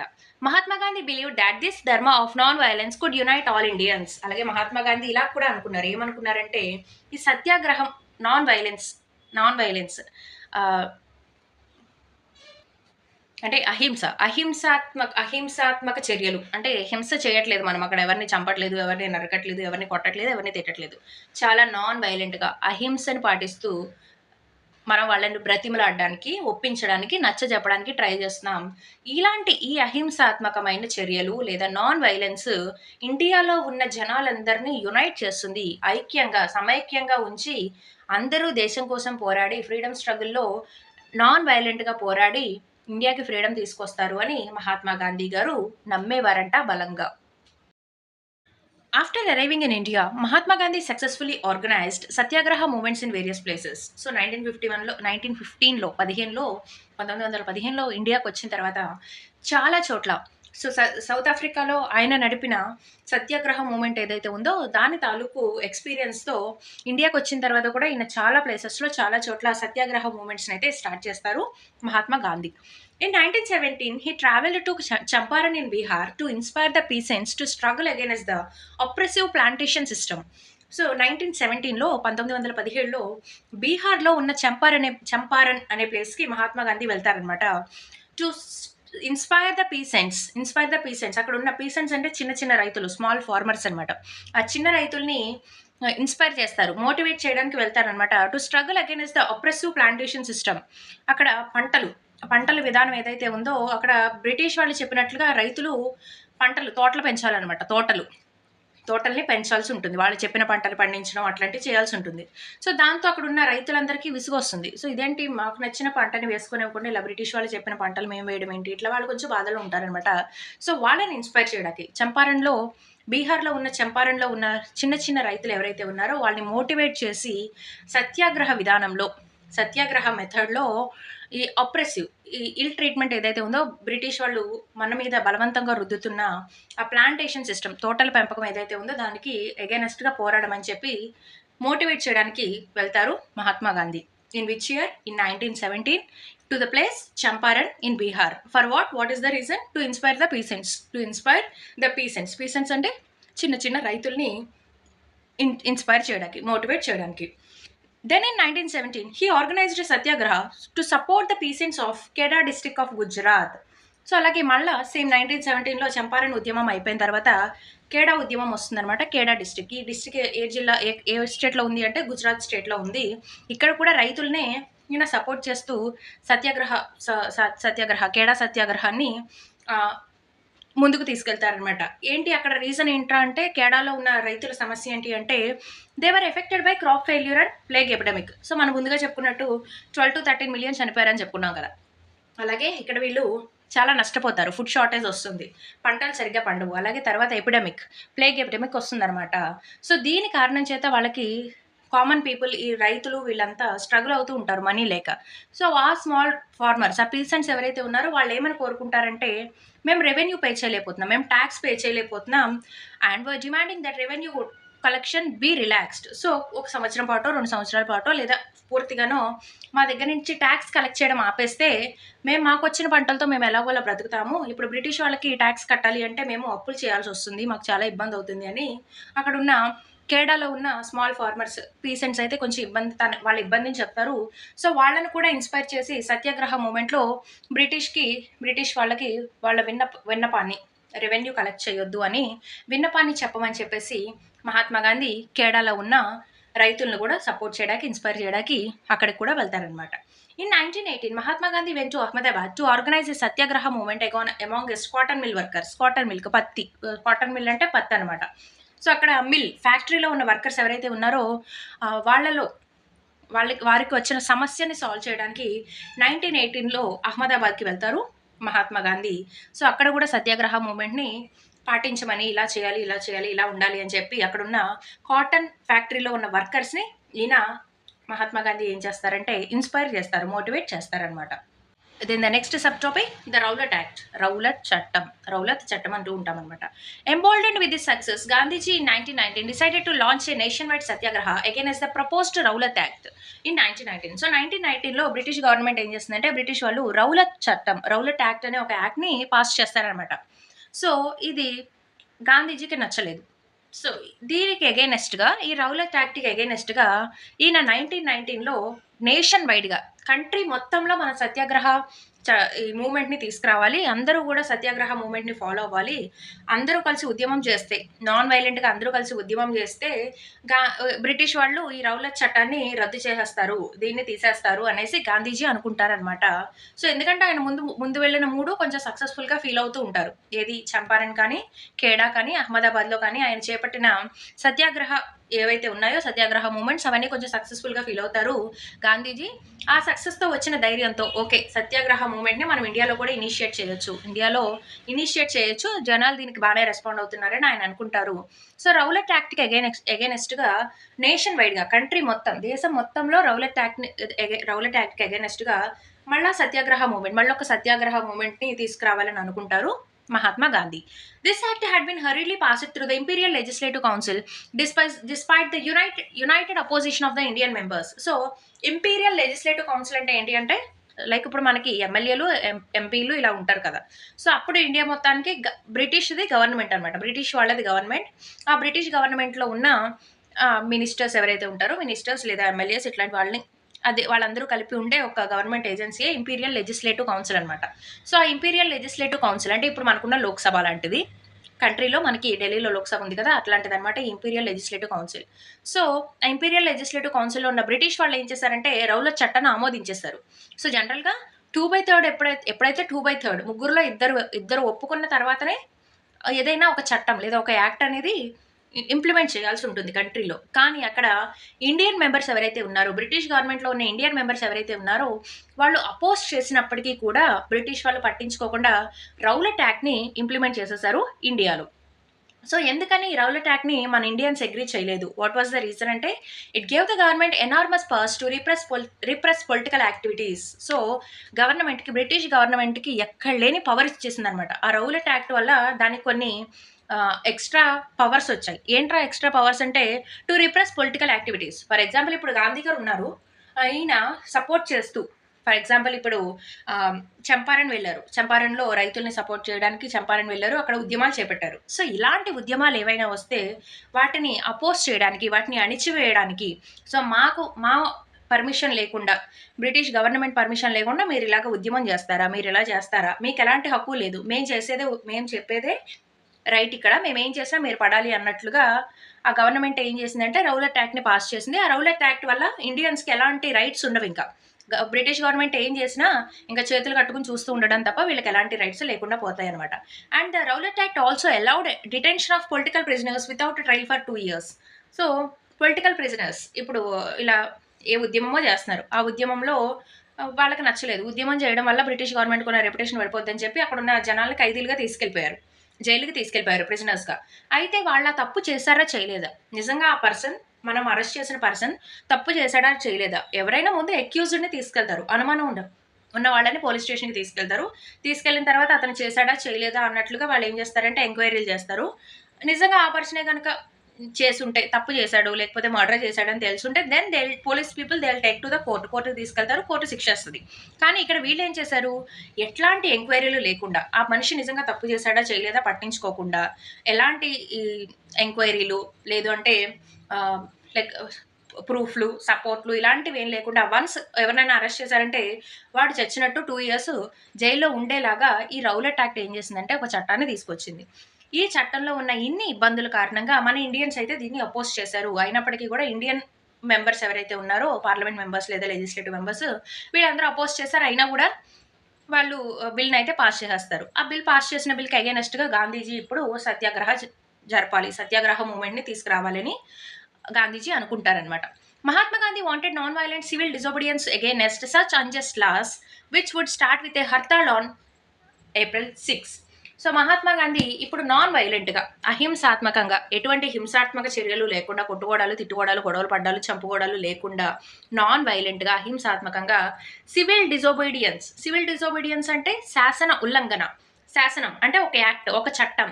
మేము ఈ చట్టాన్ని ఉల్లంఘిస్తున్నాము, మేము దీన్ని ఫాలో అవ్వడం లేదు, మేము దీన్ని ఫాలో అవ్వాలని అనుకోవడం లేదు, దేనికి ఎగైనెస్ట్గా, మీరు తీసుకొచ్చిన ఈ చట్టానికి ఎగైనెస్ట్గానే మేము ఉంటాము అని శాంతియుతంగా, అహింసాత్మకంగా ఒక ఉద్యమం చేపట్టాలని గాంధీజీ అనుకుంటారనమాట. ఎందుకంటే ఆయన ఉద్దేశంలో లేదా ఇండియన్స్ అందరి ఉద్దేశంలో ఈ రౌలట్ యాక్ట్ అనేది చాలా అన్జస్టిస్, చాలా అన్యాయం అనేది అనమాట. ఇలాంటి అన్యాయం అనేది మా ఇండియన్స్ మీద మీరు బలవంతంగా ఇంపోజ్ చేస్తామంటే మేము ఒప్పుకోము. అందుకని మేము నాన్ వైలెంట్గా, అహింసాత్మకంగా మీరు పాస్ చేసిన ఈ చట్టాన్ని డిజోబే చేస్తున్నాం. డిజోబే చేయడం అంటే ఒబే అంటే అంగీకరించడం, డిజోబే అంటే అంగీకరించకపోవడం. మేము దీన్ని అంగీకరించట్లేదు, మేము దీన్ని ఖండిస్తున్నాము అనేసి ఒక మూమెంట్, ఒక ఉద్యమాన్ని అయితే గాంధీజీ తీసుకురావాలని అనుకుంటారు. దానిలో భాగంగా April 6, 1915 ఏప్రిల్ 6న ఒక హర్తాల్ అంటే మనం జనరల్గా ఒక స్ట్రైక్, బంద్ అని చెప్పుకోవచ్చు. ఆ బంద్ లాగా ఒక మూమెంట్ అయితే స్టార్ట్ చేస్తారు Mahatma Gandhi on April 6, 1919. Next paragraph. Rallies were organized in various cities. Workers went on strike in railway workshops and shops closed down. So చాలా సిటీస్లో, ఇండియాలో ఉన్న చాలా సిటీస్లో ర్యాలీ చేశారు జనాలు. ర్యాలీ అంటే లైక్ గ్రూప్ ఆఫ్ పీపుల్, ఒక సెట్ ఆఫ్ పీపుల్ రోడ్డు మీద ఏదైనా ఒక డిమాండ్ చేస్తూ ఇలా చేయండి అని ప్లకార్డులు పట్టుకుని ర్యాలీ చేయడం మనం చూస్తూ ఉంటాం కదా. సో చాలా సిటీస్లో, ఇండియాలో ఉన్న చాలా సిటీస్లో ర్యాలీలు అయితే చేశారు. వర్కర్స్, అలాగే ఫ్యాక్టరీలో ఉండే వర్కర్స్, రైల్వే ఫ్యాక్టరీలు ఏంటి, వేరే ఇతర ఫ్యాక్టరీలు ఏవైతే ఉన్నాయో ఆ ఫ్యాక్టరీలో ఉన్న వర్కర్స్ స్ట్రైక్ చేశారు. అంటే వాళ్ళు గంటని 2 గంటలని అలా ఇంత ఒక రోజు అలా అనుకుని అన్ని రోజులు వాళ్ళు పని చేయడం మానేశారు, ఫ్యాక్టరీలో పని చేయడం ఆపేశారు అనమాట. అండ్ షాప్స్ క్లోజ్ డౌన్, మార్కెట్స్లో ఉండే షాప్స్ ఏవైతే ఉన్నాయో ఆ షాప్స్ అన్నిటిని మూసేశారనమాట. Alarmed by the popular upsurge and scared that lines of communication such as the railways and telegraph would be disrupted, the British administration decided to clamp down on nationalists. So alarmed by the popular upsurge. So ఈ upsurge, ఈ ఉద్యమం ఏదైతే ఉందో ఇది చాలా popular అయిపోయింది. అప్పటికి ఇండియాలో చాలా పాపులర్ అయ్యింది, ఉద్యమానికి మంచి పేరైతే వచ్చింది. సో ఇది అలాగే అంటే జనాలందరూ దాన్ని ఇష్టపడుతున్నారు. అంత పీపుల్ అందరికీ నచ్చేటువంటి అటువంటి ఉద్యమం ఏదైతే ఉందో అది కొంచెం బ్రిటిష్ వాళ్ళకి భయం కలిగించింది. అమ్మో వీళ్ళంతా ఇప్పుడు ఏకమైపోయి మనకి అగైనెస్ట్గా వస్తే మన పరిస్థితి ఏంటి అనే ఆలోచన ఈ బ్రిటిష్ వాళ్ళకి కలిగిందనమాట. అలాగే వీళ్ళు ఇంకేమనుకున్నారంటే మన రైల్వే లైన్స్ని ఏమైనా ధ్వంసం చేస్తారేమో, మన రైళ్లను తిరగనివ్వరేమో. వాళ్ళు జనరల్గా ఇంపోర్ట్స్ కోసం, ఎక్స్పోర్ట్స్ కోసం ట్రైన్స్ని, విషయం ట్రాన్స్ఫర్మేషన్ కోసం టెలిగ్రాఫ్స్ని ఇలా వాళ్ళు కన్స్ట్రక్ట్ చేసుకున్నారు కదా. ఈ రైల్వే లైన్స్ని లేదా ఈ టెలిగ్రాఫ్స్ ఇలాంటి వాటిని వీళ్ళు ఏమన్నా బ్రేక్ డౌన్ చేస్తారేమో, వాటికి ఏమైనా ఇబ్బంది కలిగిస్తారేమో ఈ ఇండియన్స్ అని బ్రిటిష్ వాళ్ళు కూడా కొంచెం భయపడ్డారనమాట. సో ఎట్లా అయినా వెళ్ళి క్లాంప్ డౌన్ అంటే అణిచివేయాలి, వీళ్ళ ఉద్యమం సాగకూడదు, వీళ్ళ ఉద్యమాన్ని మనం ఆపేయాలి అనేసి బ్రిటిష్ వాళ్ళు డిసైడ్ అయ్యారు. Then what happened next, let's see. Then local leaders were picked up from Amritsar and Mahatma Gandhi was barred from entering Delhi.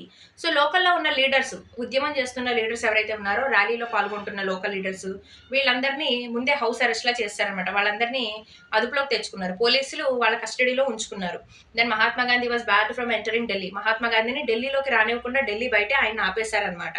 On April 10, the police in Amritsar fired upon a peaceful procession, provoking widespread attacks on banks, post offices, and railway stations. On April 10, April 10న ఏం చేశారు వీళ్ళంటే, on 10 April 10, the police in Amritsar fired upon a peaceful procession, provoking widespread attacks on banks, post offices, and railway stations. And railway stations. Martial law was imposed and General Dyer took command. So ఏం చేశారు, April 10న ఈ British government అదుపులో ఉన్న పోలీసులు, British government కింద పనిచేసే పోలీసులు ఏం చేశారంటే అమృత్సర్ అనే ప్లేస్లో చాలా శాంతియుతంగా నాన్ వైలెంట్గా ఒక ప్రొసెషన్, ఊరేగింపు జరుగుతూ ఉందన్నమాట. ర్యాలీ లాంటివి జరుగుతూ ఉంది, right. Maybe this against this Rowlatt act against గా ఒక ఊరేగింపు జరుగుతూ ఉంది ఏప్రిల్ 10న అమృత్సర్లో. అది కూడా నాన్ వైలెంట్ గా జరుగుతూ ఉందన్నమాట. సో ఇలా నాన్ వైలెంట్ గా వెళ్తున్నారు, వాళ్ళు ఎవరిని ఇబ్బంది పెట్టట్లేదు, ఎవరిని తిట్టట్లేదు, ఎవరిని కొట్టట్లేదు. అలాంటి ఊరేగింపు పైన, అలాంటి గ్రూప్ ఆఫ్ పీపుల్ పైన పోలీసులు ఏం చేశారంటే అటాక్ చేశారు, ఫైరింగ్ చేశారు, కాల్పులు జరిపారనమాట. సో దాంతో జనాలకి చాలా కోపం వచ్చేసింది. అంటే మేము నాన్ వైలెంట్గా మేము చేసుకెళ్ళడం ఏంటి, మీరు మా వాళ్ళని కొంతమందిని ఇలా కాల్ చేసి చంపేయడం ఏంటని ఇండియన్స్కి చాలా కోపం వచ్చింది. వీళ్ళు ఏం చేశారు అంటే they started attacking banks, post offices, railway stations. So మేము నాన్ వైలెంట్గానే చేస్తున్నాము, మీరెందుకు ఇలా చేస్తున్నారు, మీరు ఎందుకు ఇలా చేయాల్సి వచ్చింది, what is the need of firing on people, మా ప్రొసెషన్ మీద మీరు ఫైరింగ్ చేయాల్సిన అవసరం ఏంటి అని కోపం తెచ్చుకున్న జనాలు ఏం చేశారంటే వెళ్ళి బ్యాంకుల్ని, పోస్ట్ ఆఫీసుల్ని, రైల్వే స్టేషన్స్ వాటిపైన దాడి చేసి అక్కడ ఉన్న వస్తువులను విరగొట్టేసి, మంట పెట్టేసి, తగలు పెట్టడం ఇలాంటి పనులని చేశారనమాట. దెన్ బ్రిటిష్ గవర్నమెంట్ ఏం చేసిందంటే మార్షల్ లాని ఇంప్లిమెంట్ చేస్తుంది. మార్షల్ లా అంటే ఏంటి అంటే సివిలియన్ గవర్నమెంట్ ప్లేస్లో మిలిటరీ రూల్ తీసుకురావడం, మిలిటరీ పవర్స్ని అక్కడ అపాయింట్ చేయడం. సో అంటే అక్కడ నార్మల్గా మామూలు గవర్నమెంట్ కింద ఉండే అఫీషియల్స్, అధికారులు ఇలా కాకుండా మొత్తం గవర్నమెంట్ రూల్ అంతా మిలిటరీ వాళ్ళ సోల్జర్స్ చేతుల్లోకి వెళ్ళిపోతుంది అనమాట. దాన్నే మార్షల్ లా అంటాం. ఇక్కడ సివిలియన్ లీగల్ ప్రాసెస్ అని ఆగిపోతాయి అనమాట. మనుషులు వాళ్ళకు ఉండే కొన్ని రైట్స్ని కోల్పోతారు. మిలిటరీ వాళ్ళు ఎలా చెప్తే వీళ్ళు అలా చేయాల్సి ఉంటుంది, ఎస్పెషల్లీ అంటే like soldier kind of thing అనుకోండి. సో ఈ మార్షల్ అని ఇండియాలో ఇంపోజ్ చేశారు. అక్కడ జనరల్ డయర్ కమాండర్గా ఉన్నారనమాట. So he took command. ఈ మార్షల్ లా ప్రకారం అక్కడ ఉన్న మిలిటరీ ఆఫీసర్స్కి జనరల్ డయర్ కమాండర్గా ఉన్నారు. జనరల్ డయర్ కమాండింగ్లో మార్షల్ లా అనేది ఇంపోజ్ చేయబడింది ఇండియాలో. Let's move to the next paragraph. On 13 April the infamous Jallianwala Bagh incident took place. అదే 1919లో ఏప్రిల్ 13న ఇన్ఫేమస్, చాలా అన్యాయమైన జలియన్వాలా బాగ్ ఇన్సిడెంట్ అయితే జరిగిందనమాట. ఎందుకు అన్యాయమైంది అంటే let's see. On the day a large crowd gathered in an enclosed ground of Jallianwala Bagh. So ఆ ఏప్రిల్ 13న ఏ లార్జ్ క్రౌడ్, చాలా పెద్ద మొత్తంలో జనాలందరూ అక్కడ జలియన్వాలా బాగ్లోని ఒక గ్రౌండ్లో ఆ గ్రౌండ్ కూడా చుట్టూ ఎన్క్లోజ్డ్ ఉందనమాట. అంటే చుట్టూరు గోడలు ఉన్నాయి, అదంతా క్లోజ్ అయిపోయి ఉంది. సో అలాంటి గ్రౌండ్లో ఒక పెద్ద సంఖ్యలో, చాలా పెద్ద మొత్తంలో జనాలందరూ గ్యాదర్ అయ్యారు. So then next, some came to protest against the government's new repressive measures. కొంతమంది దేనికి వచ్చారంటే అక్కడికి ఆ గ్యాదర్ అయిన జనాల్లో కొంతమంది ఉన్నారు. ఆ కొంతమంది ఏంటి అంటే ఈ గవర్నమెంట్, బ్రిటిష్ గవర్నమెంట్ చూడండి మనల్ని ఎంత అప్రెస్ చేస్తుందో, ఇలా మనల్ని అణిచివేస్తుంది, ఇలాంటివన్నీ కష్టం కదా, ఇలా చేస్తే మనుషులం ఎలా బతుకుతాము అన్నట్లు వాళ్ళ నిరసనని, వాళ్ళ ఒపీనియన్ని తెలియజేయడానికి అక్కడ గ్యాదర్ అయ్యారు ఇంకొంతమంది. సో అక్కడ గ్యాదర్ అయిన వాళ్ళందరూ ఒకే రీజన్తో అయితే గ్యాదర్ అవ్వలేదండి. అక్కడ జలియన్వాలా బాగ్లో ఆ గ్రౌండ్లో గ్యాదర్ అయిన వాళ్ళు 2 రీజన్స్తో గ్యాదర్ అయ్యారు. కొంతమంది ఏమో గవర్నమెంట్ చేస్తున్న ఈ నాన్ వైలెంట్ అప్రెషన్ ఏదైతే ఉందో దాన్ని అపోజ్ చేయడానికి వస్తారు. ఇంకొంతమంది ఏమో దేనికి వస్తారు అంటే యాన్యువల్ బైసాఖి పంజాబ్లో జరుపుకునే వైశాఖి వార్షికోత్సవాలు, యాన్యువల్గా అంటే సంవత్సరానికి ఒకసారి జరుపుకునే వైశాఖ పౌర్ణమి ఉత్సవాల్లాగా అలాంటి ఉత్సవాలని జరుపుకోవడానికి, అలాంటి ఒక ఫెస్టివల్ని జరుపుకోవడానికి కొంతమంది వస్తారు. చూడండి, అంటే జలియన్వాలా బాగ్లో ఆ గ్రౌండ్లో గ్యాదర్ అయిన వాళ్ళలో 2 రకాల జనాలు ఉన్నారు. కొంతమంది ఫెస్టివల్ని జరుపుకోవడానికి వచ్చారు, కొంతమంది అయితే గవర్నమెంట్కి అగైనెస్ట్గా వాళ్ళు గవర్నమెంట్ చేస్తుంది తప్పు అని చెప్పడానికి నిరసన చేయడానికే వస్తారనమాట. సో ఇక్కడ 2 రకాల జనాలు అయితే అక్కడ ఉంటారనమాట. ఎక్కడంటే ఆ జలియన్వాలా బాగ్లోని ఆ గ్రౌండ్లో. Being from outside the city many villages were unaware of the martial law that had been imposed. So అక్కడికి వైశాఖి ఫెయిర్ ఏదైతే ఉందో అది ఆ ఫెస్టివల్ని జరుపుకోవడానికి వచ్చిన వాళ్ళు బయట నుంచి వచ్చారు, అమృత్సర్ నుంచి కాకుండా బయట వేరే ప్లేసెస్ నుంచి వచ్చారనమాట. సో అందువల్ల వాళ్ళకి, ఆ విలేజెస్ నుంచి వచ్చిన వాళ్ళకి అక్కడ ఇలా జరిగింది, పోలీసులు కాల్పులు జరిపారు. ఆ పోలీసులు కాల్పులు జరపడం వల్ల ప్రజలు తిరిగి బ్యాంక్స్ని, రైల్వే స్టేషన్స్ని ఇలాంటి వాటిపైన దాడులు చేశారు. ఆ దాడుల కారణంగా గవర్నమెంట్ ఇలా మార్షల్ లాని ఇంపోజ్ చేసింది. అంటే ఇక్కడ సోల్జర్స్ ఆధీనంలో గవర్నమెంట్ ఉంటుంది, అదే సోల్జర్స్ ఆధీనంలో ఊరంతా ఉంటుంది. అక్కడ మనం ఏం చేయాలన్నా సోల్జర్స్ పర్మిషన్ తీసుకోవాలి. ఈ విషయాలనే తెలియని వాళ్ళు అక్కడున్న విలేజెస్లో చాలా మందికి ఈ విషయాలన్నీ తెలియవు. సో వాళ్ళు ఏంటంటే జనరల్గా నార్మల్గా ఫెస్టివల్ జరుపుకోవాలన్న ఉద్దేశంతోనే అక్కడికి వచ్చారనమాట. Dyer entered the area, block the exit points and open fire on the crowd, killing hundreds. General Dyer ఎవరైతే కమాండర్ ఉన్నారో ఆయన ఆ గ్రౌండ్ ఏదైతే ఉందో ఆ గ్రౌండ్లోకి ఎంటర్ అయ్యారు. బ్లాక్డ్ ఎగ్జిస్టింగ్ పాయింట్స్, బయటికి వెళ్ళడానికి ఉన్న దారులన్నింటినీ మూసివేశాడు. Open fire on the crowd, అక్కడ తుపాకులతో కాల్పులు అయితే జరపడం స్టార్ట్ చేశాడు. Which resulted in the hundreds of people killing. So చాలా వందల కొద్ది జనాలు అయితే అక్కడ జరిగిన ఇన్సిడెంట్లో, జలియన్ వాలా బాగ్ ఇన్సిడెంట్లో చనిపోతారనమాట. His object as he declared letter. తర్వాత జలియన్ వాలా బాగ్లో జరిగిన ఈ ఇన్సిడెంట్ గురించి జనరల్ డయర్ ఏమని సమర్థించుకుంటాడు అంటే, తన తప్పుని తను ఎలా కవర్ చేసుకుంటాడు, ఎలా చెప్తాడంటే, it was to produce a moral effect. ఇండియన్స్లో ఒక నీతి నిజాయితీ, నైతికతను తీసుకురావాలనే ఉద్దేశంతో, మోరల్ వాల్యూస్ని తీసుకురావాలనే ఉద్దేశంతో, and to create in the minds of satyagrahis a feeling of terror and awe. అలాగే సత్యాగ్రహం అనుకుంటూ రోడ్ల మీద ర్యాలీలు చేస్తున్న ఈ జనాలు ఎవరైతే ఉన్నారో వాళ్ళకి బ్రిటిష్ గవర్నమెంట్ అంటే ఏంటి అనే తెలియాలి, బ్రిటిష్ గవర్నమెంట్ పట్ల భయం రావాలి అనే ఉద్దేశంతో నేను ఇలా చేశాను అని చెప్పి తను చేసిన తప్పుని కవర్ చేసుకుంటాడు, కప్పిపుచ్చుకుంటాడు general Dyer. As the news of Jallianwala Bagh spread, crowds took to the streets in many North Indian towns. So ఎప్పుడైతే జలియన్వాలా బాగ్లో ఇలాగా జనరల్ డయర్ అయిన ఆయన కాల్పులు జరిపారు, చాలా మంది జనాలు చనిపోయారు అన్న విషయం ఇండియాలో స్ప్రెడ్ అయిందో, ఎస్పెషల్లీ నార్త్ ఇండియాలో స్ప్రెడ్ అయినప్పుడు నార్త్ ఇండియాలో చాలా మంది జనాలు రోడ్ల మీదకి వచ్చేసారనమాట, సందుల్లోకి వచ్చారు, స్ట్రైకులు చేయడం, యుద్ధాలు చేయడం ఇట్లా అన్నీ చేశారనమాట. With the police and attacks and the government buildings. So ఈ సందుల్లోకి వచ్చిన జనాలు మా కంట్రీకి వచ్చి మా జనాల్ని మీరు ఎలా చంపుతారా అని వాళ్ళలో కొంచెం కోపం, ఆవేశం పెరుగుతుంది. వాళ్ళు రోడ్స్ మీదకి వస్తారు, రోడ్ మీద స్ట్రైకులు చేస్తారు, అటాక్స్ చేస్తారు, పోలీసుల మీద అటాక్స్ చేస్తారు, గవర్నమెంట్ బిల్డింగ్స్ మీద అటాక్స్ చేస్తారు. ఇలా వాళ్ళ కోపాన్ని అంతా వ్యక్తపరుస్తారు నార్త్ ఇండియాలో ఉన్న కొంతమంది Indians. The government responded with brutal repression, seeking to humiliate and terrorise people. Satyagrahis were forced to rub their noses on the ground, crawl on the streets and do salam to all sahibs.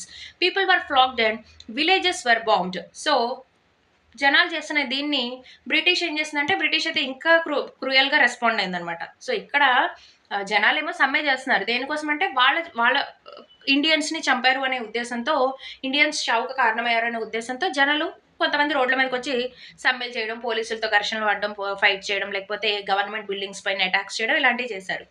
So ఇక మరి British government కూడా అంతే క్రూయల్గా respond అయింది. ఇది అక్కడున్న ఈ moment ఏదైతే ఉందో, జనాల్లో వచ్చిన ఈ మూమెంట్ ఏదైతే ఉందో, ఈ ఆలోచన ఏదైతే ఉందో దాన్ని సప్రెస్ చేయడానికి, దాన్ని అణిచివేయడానికి, అలాగే ఇండియన్స్ని అవమానపరచడానికి ఏం చేసిందంటే చాలా క్రూయల్ థింగ్స్తో అది రెచ్చిపోయిందనమాట.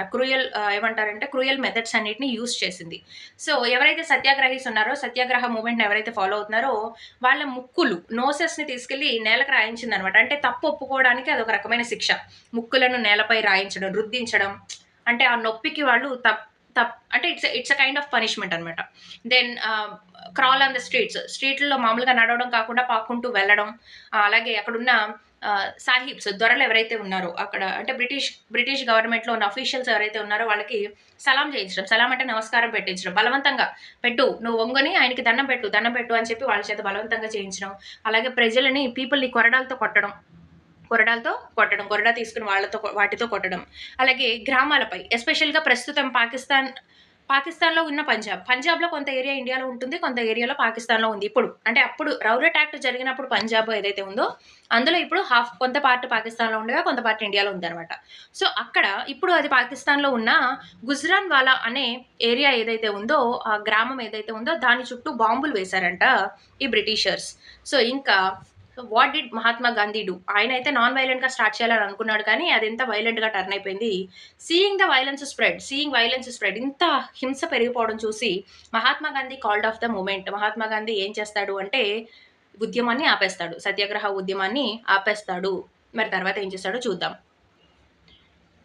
While the Rowlatt Satyagraha had been a widespread movement, it was still limited mostly to cities and towns. So, Rowlatt Satyagrahanకి మంచి పేరే వచ్చింది, కానీ మాక్సిమం అందరికీ తెలుసు, కానీ ఇది చాలా పెద్ద పట్టణాలకి, నగరాలకి మాత్రమే పరిమితం. అంతగా విలేజెస్లో ఉన్న జనాలకి రౌలట్ సత్యాగ్రహాన్ని గురించి అంతగా తెలియలేదన్నమాట. Gandhiji felt the need to launch a more broad based movement in India. Mahatma Gandhi ఇప్పుడు ఏమనుకున్నారంటే, ఇలా కాదు, ఓన్లీ సిటీస్లో ఉన్న వాళ్ళే, టౌన్స్లో ఉన్న వాళ్ళే రెస్పాండ్ అయితే ఎట్లాగా, ఇండియాలో ఉన్న జనాలందరూ కూడా రెస్పాండ్ అవ్వాలి కదా, ఇండియాలో ఉన్న జనాలందరికీ ఇండియన్ ఫ్రీడమ్ స్ట్రగుల్ పట్ల బాధ్యత ఉంది కదా అనుకున్నాడు. ఈయన ఇంకా పెద్ద ఉద్యమం చేయాలని అనుకున్నారనమాట. But he was certain that no such movement could be organised without bringing the Hindus and the Muslims closer together.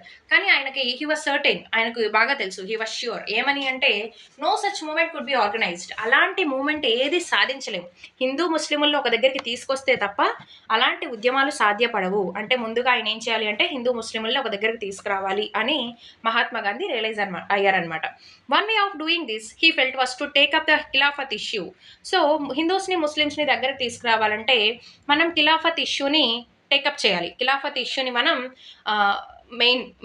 Main స్ట్రీమ్లోకి తీసుకొచ్చి దాన్ని మెయిన్ ఇష్యూగా మనం డిస్కస్ చేస్తూ తద్వారా మనం హిందూస్ని ముస్లిమ్స్ని ఒక దగ్గరికి తీసుకురావాలి అనేసి మహాత్మా గాంధీ భావించారు. The First World War had ended with the defeat of Ottoman Turkey. So Turkey ఓటమితో ఫస్ట్ వరల్డ్ వార్ అనేది ముగుస్తుంది అనమాట. ఫస్ట్ వరల్డ్ వార్లో టర్కీ ఓడిపోతుంది.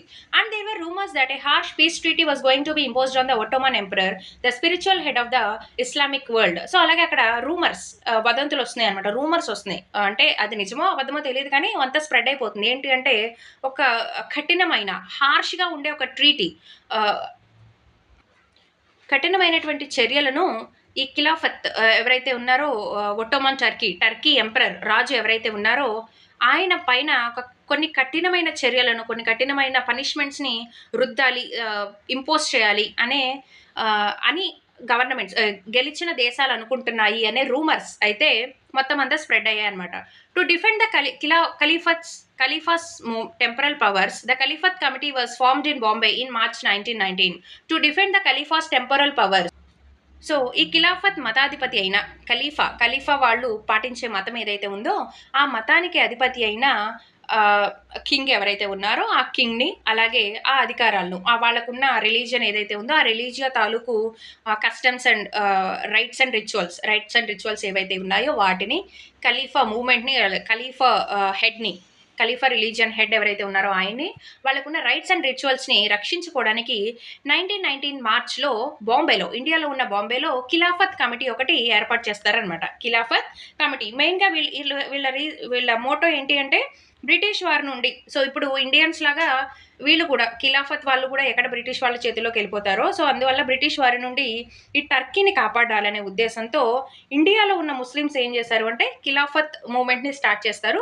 ఫస్ట్ వాళ్ళు చేసేది ఏంటి అంటే ఖిలాఫత్ కమిటీని ఏర్పాటు చేస్తారు ఇన్ 1919 మార్చ్ ఇన్ బాంబేలో 1919 మార్చ్లో ఖిలాఫత్ కమిటీని ఏర్పాటు చేస్తారు in order to save Turkey. ఖలీఫా అంటే టర్కీని సేవ్ చేయాలన్న ఉద్దేశంతో. ఎవరు స్టార్ట్ చేసేది అంటే యాక్చువల్గా ఇండియాలో ఉన్న ముస్లిమ్స్ అయితే ఈ ఖలీఫా ఉద్యమాన్ని స్టార్ట్ చేయడం జరుగుతుంది అనమాట. ఖలీఫా కమిటీని స్టార్ట్ చేయడం జరుగుతుంది.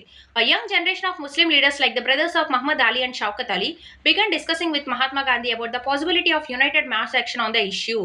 సో యంగ్గా ఉన్న ముస్లిమ్స్ ఎవరైతే ఉన్నారో అంటే ముస్లిం నాయకులు, యువకులుగా ఉన్న ముస్లిం నాయకులు ఎవరు? వారిద్దరు అంటే మహమ్మద్ అలీ, షౌకత్ అలీ. ఈ మహమ్మద్ అలీ, షౌకత్ అలీ ఎవరు అంటే both of them were brothers.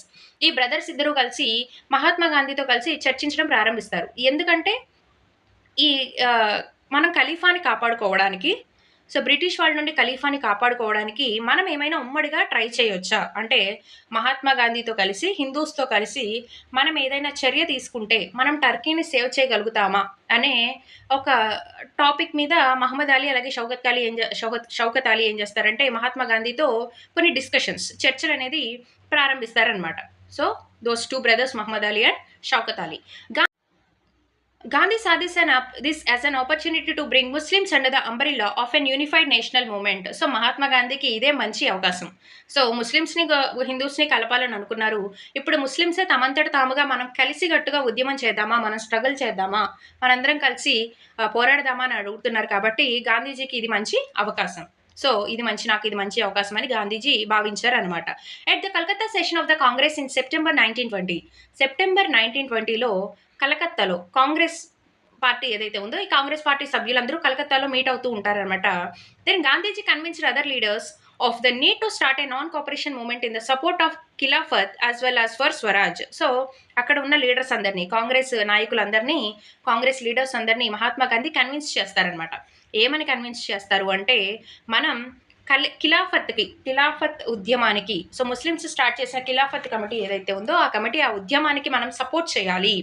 అలాగే స్వరాజ్యం అంటే మన కంట్రీ మనకే, బ్రిటిషర్స్ బయటకు వెళ్ళిపోండి అని ఇక్కడ హిందూస్ చేస్తున్న స్వరాజ్య ఉద్యమానికి అలాగే ఖిలాఫత్ ఉద్యమానికి మనం సపోర్ట్ ఇవ్వాలి. సపోర్ట్ ఇస్తే మనం త్వరగా బ్రిటిషర్స్ని బయటకు గెంటేయొచ్చు. దాని ద్వారా మనకి ఇండిపెండెన్స్ వస్తుందనే ఉద్దేశంతో మహాత్మా గాంధీ ఏం చేస్తారంటే 1920 సెప్టెంబర్లో కలకత్తాలో జరిగిన కాంగ్రెస్ మీటింగ్స్లో అక్కడున్న లీడర్స్ అందరినీ ఒప్పించడానికి ట్రై చేస్తారు Mahatma Gandhi.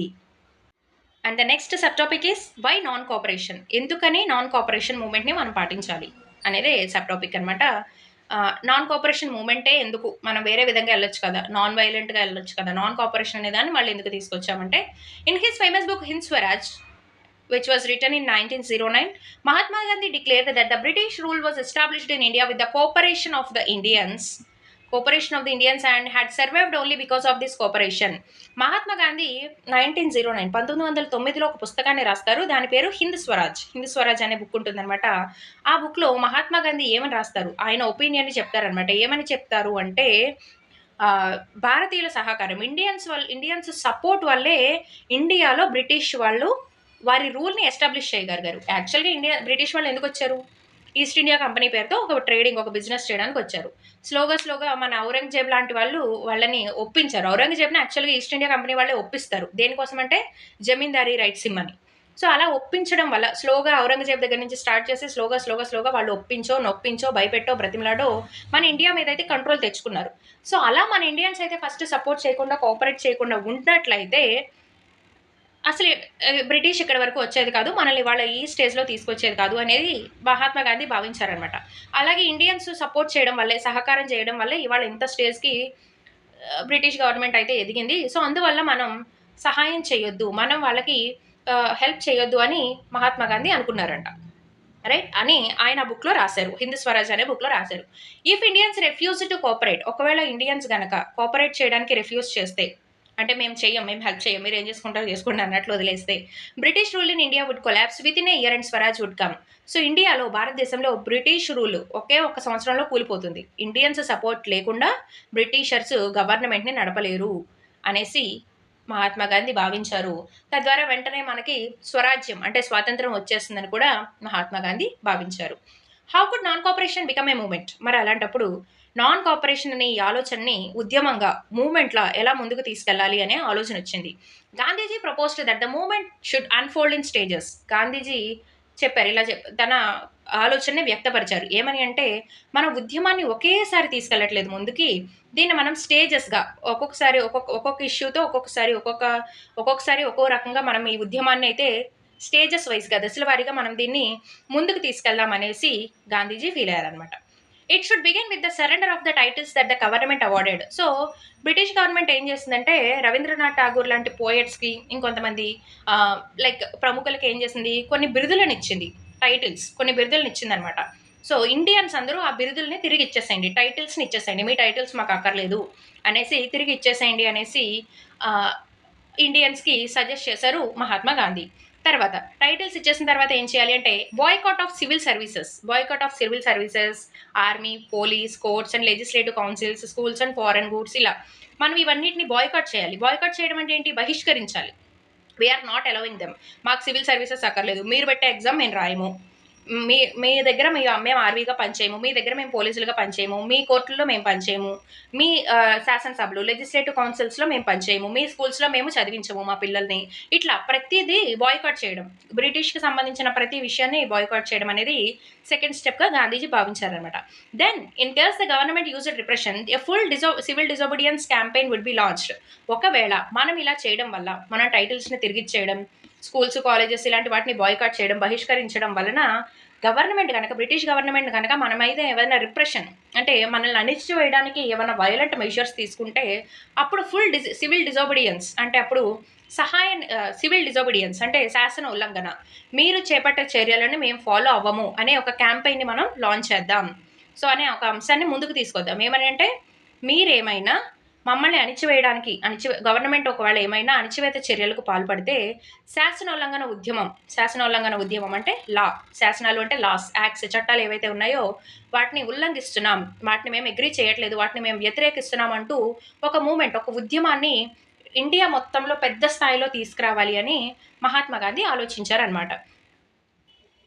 Through the summer of 1920, Mahatma Gandhi and Shaukat Ali toured extensively, mobilizing popular support for the movement. So 1920లో వేసవికాలం సమ్మర్లో మహాత్మా గాంధీ అలాగే ముస్లిం బ్రదర్ అయినటువంటి షౌకత్ అలీ వీళ్ళు ఏం చేశారంటే ఈ సహాయ నిరాకరణ నాన్ కోఆపరేషన్ మూమెంట్కి ప్రజల సపోర్ట్ కోసం కంట్రీ అంతా విస్తృతంగా తిరిగారనమాట. వెళ్ళి ఇలా బ్రిటిష్ వాళ్ళు ఇలా చేస్తున్నారు, మనం ఇలా రెస్పాండ్ అవుతున్నాము, మాకు మీ సపోర్ట్ కావాలి అనేసి 1920లో సమ్మర్లో మొత్తం ఇండియా అంతా తిరగడం స్టార్ట్ చేశారు మహాత్మా గాంధీ అండ్ షౌకత్ అలీ.